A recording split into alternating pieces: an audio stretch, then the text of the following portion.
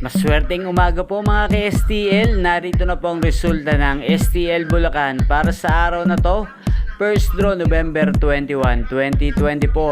Araw ng Huwebes. Naway ang mga natayan niyo pong mga numero kanina ay manalo nawa ngayong umagang ito 11 AM. Kaya kunin niyo na po ang inyong mga tickets. Narito na po ang resulta.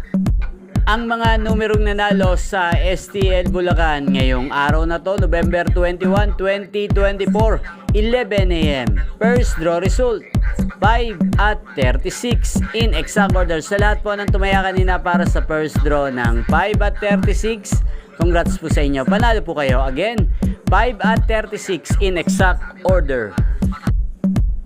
At shoutout po natin ngayong umagang ito sa STL Bulacan si Kuya Waki at Ate Lala. Shoutout po sa inyo. Nawa isa po kayo sa manalo ngayong araw na to sa STL Bulacan. At sa lahat po ng mga taga Bulacan dyan, shoutout po sa inyo, lalong lalo na po sa aking mga subscribers na patuloy na sumusuporta sa aking channel. Shoutout po sa inyo.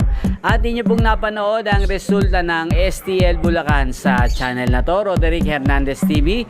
Maraming salamat po sa patuloy nyo pong pagsuporta at panonood sa aking channel. Sa mga nais pong ma-shoutout sa channel na to, comment lang po kayo. Yan.